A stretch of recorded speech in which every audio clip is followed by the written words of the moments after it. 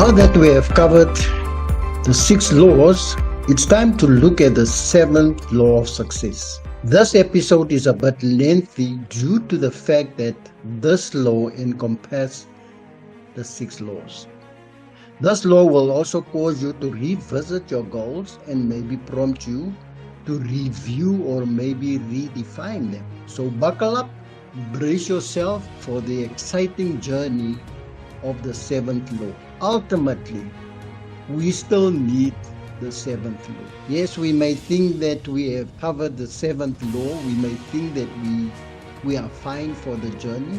It would certainly seem that if one follows these 6 laws of success, nothing more should be required. But still, so-called successful men have followed these 6 principles. They thought they gained their goals. Remember, they also made money. They attained recognition status. They enjoyed the passing pleasures. Still, their lives were empty. They were never satisfied. They were discontented. They never found lasting, permanent, enduring happiness in spite of all this. They did not take their acquisitions with them when they died, and their fame died with them. Their fame never continued to live beyond their death. What they lacked to fail of real success was application of the success law number 7. Believe it or not, we all do that. And that is the most important law of all. That is the ingredient that would have changed everything. They overlooked the 7th law. And we all do in real life as well. Not only these men, but we all do that. Well, I reserve this all-important 7th law till last to explain. But far from being least, it is first in vital importance.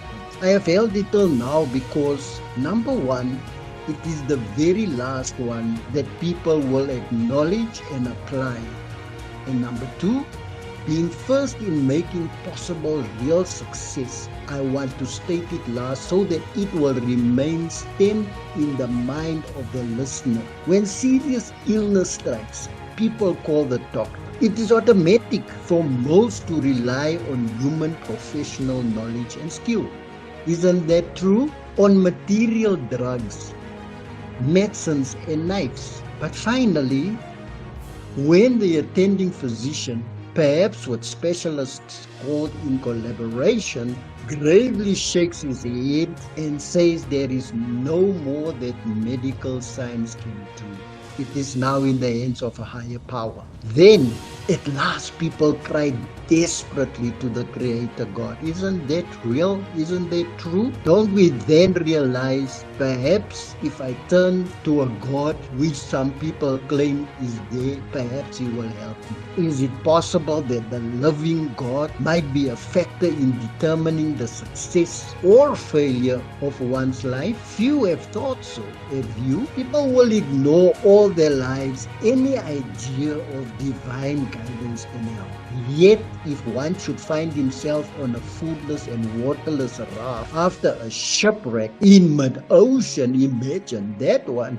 It is remarkable how quickly he would begin to believe there is a real living God. Haven't we heard those stories, even testimonies, where people say, well, I finally came to realize that, well, and this is how my prayer went. If God is real, save me.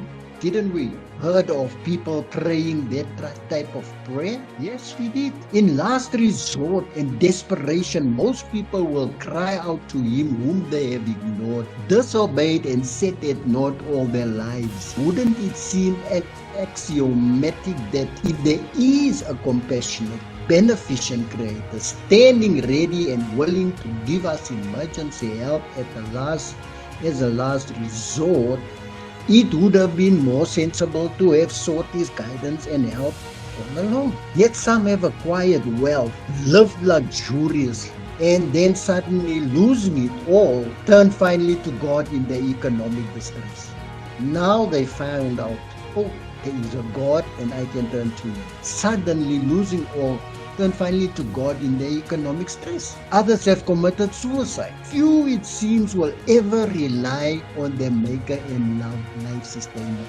until they feel helpless and in desperate need. Must we come to this position in life where we are driven with our backs to the wall? What makes us not to realize this first up? Now we want to turn to the life sustainer, our creator, and acknowledging and discover that, oh, there is a loving God. Even then, the motive is often selfish. It's so that I can gain what I need to gain, so that I can get out of my desperate situation, so that I don't drown and go under, so that I can save face. Yet, if we are to enjoy the good things in life, freedom from fears and worries, peace of mind, security, protection, happiness, abundant well-being, the very supply of souls is the great God. Sadly, people, we realize this when we are with our backs against the wall,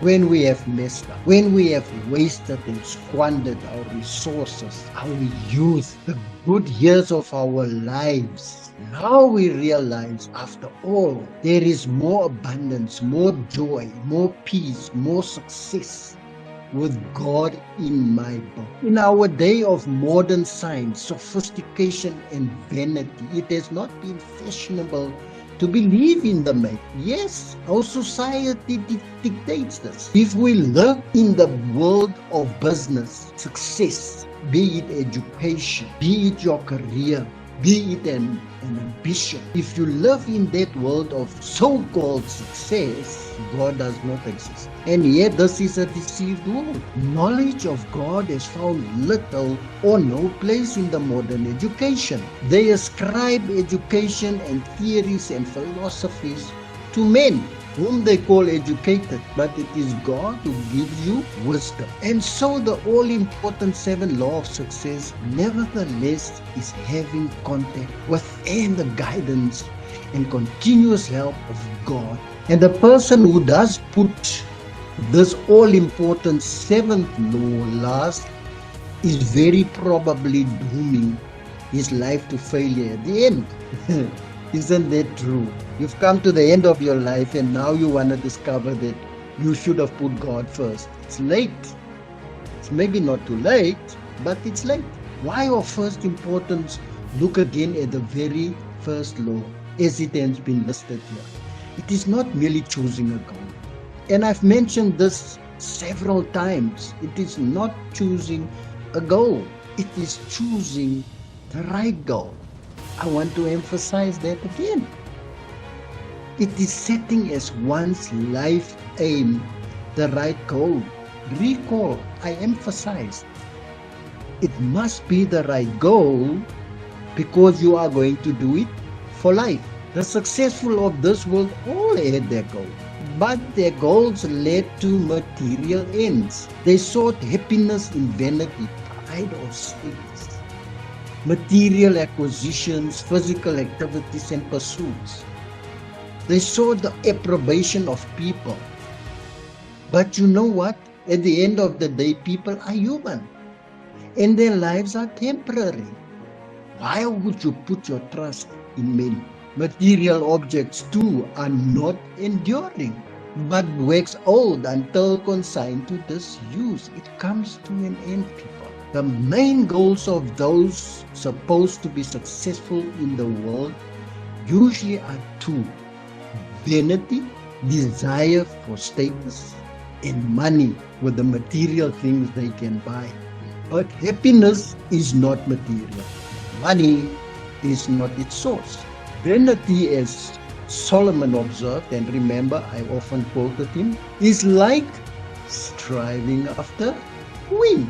Worldly successful people made money. Their bank accounts have been full, but their lives were empty. When they acquired money, it never satisfied. People, let us not be deceived. When you see people laughing, when you see people enjoying the pleasures of life, when you see people driving in beautiful cars and eating from restaurants that you can only buy but desire, when they wear the attire you see them, it is but foolish. That's affront. Those people in 95% of the time are not truly happy, especially if they don't know or have a relationship with Almighty God. They are merely just putting up a fuss. When they acquired money, it never satisfied. And always they wanted more, isn't that? When you speak to them, they say time is money.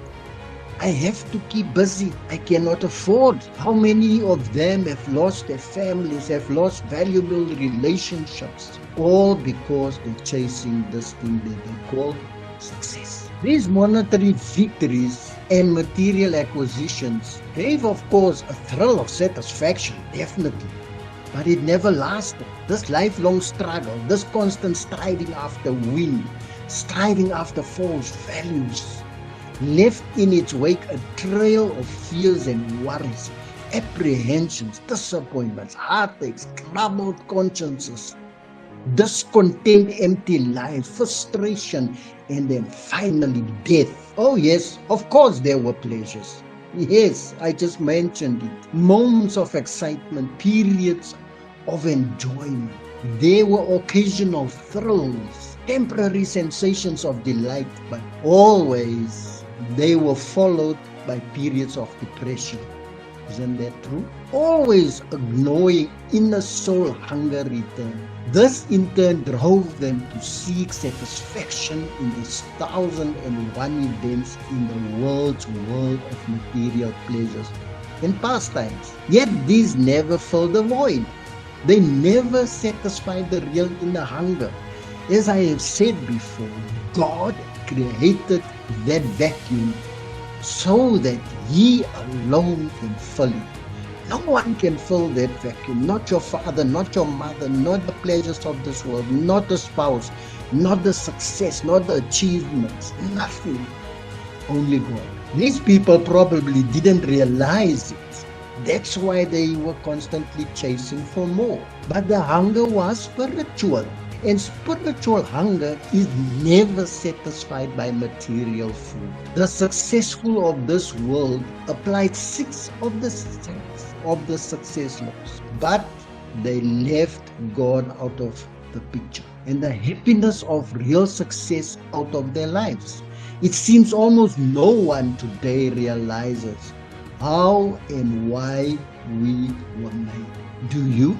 Do you know your real purpose? Never mind the 7 laws of success. What we humans are and why we are. Why should we live in ignorance of these basics of knowledge? 2 basic and vital facts are overlooked here.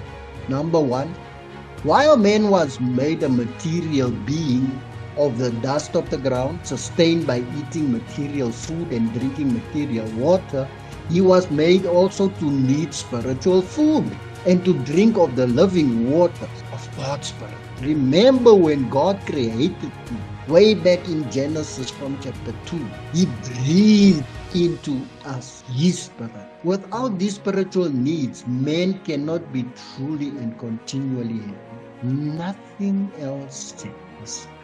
Number 2, the eternal Creator who made us in His own likeness is creator of all that is. Everything man needs to make life continuously and abundantly satisfying must come from Him. He is the source of supply. When are we gonna realize it?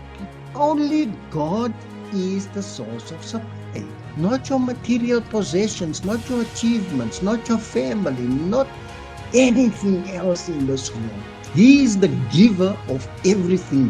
Why must men ignore the true source, I ask, and try to obtain where there is nothing to be obtained? If I wish to draw clear, sparkling, drinking water from a well, I will go to the well filled with such water, not to one that is empty or one that is dirty water or contaminated water in it. Not so? Would you not also go to the spring of living waters if you want clear water, pure water? This is what God says of our people. For my people have committed 2 evils, says the Lord. They have forsaken me, the fountain of living waters, and hewed them out cisterns, broken cisterns, that can hold no water. Jeremiah 2 and verse 13. And again he says, Ho everyone that thirsteth, come ye to the waters, and he that has no money, come ye, buy and eat. Yea, come buy wine and milk without money and without price. Wherefore do you spend money for that which is not bread, and your labor for that which satisfieth not? Isaiah 55, 1 to 2. Listen to that one. You spend money for that which is not bread, and you labor for that which doesn't satisfy. Why do you do that? The Lord asks. Once again, look at the first law of success. Stated another way, it is to define success, isn't it? And we've covered that. We've spoke extensively on that. And what constitutes real success? Have you come to that description? Have you defined it the right way? Once you have learned the true meaning of success, then you have found the only right goal. We come back to this point B, of finding the right goal. The right goal sets the direction of your life's journey right from the beginning. Success is the destination of that journey. Wonderful. Success is the destination of that journey. Success is finally where you arrive, not anywhere else. And true success includes a happy and enjoyable journey along the way. Are you enjoying your journey where you are right now? When you look back, can you definitely say, I have enjoyed my journey every bit of the way up until now? Examine your life. Examine your journey. In the conclusion of the 7 laws of success, I will show how the laws integrate into all important 7th law. Please be sure not to miss out on the final chapter of this wonderful journey of discovering real success. If you like, please subscribe and please share and please comment. Thank you for listening. Have a blessed week.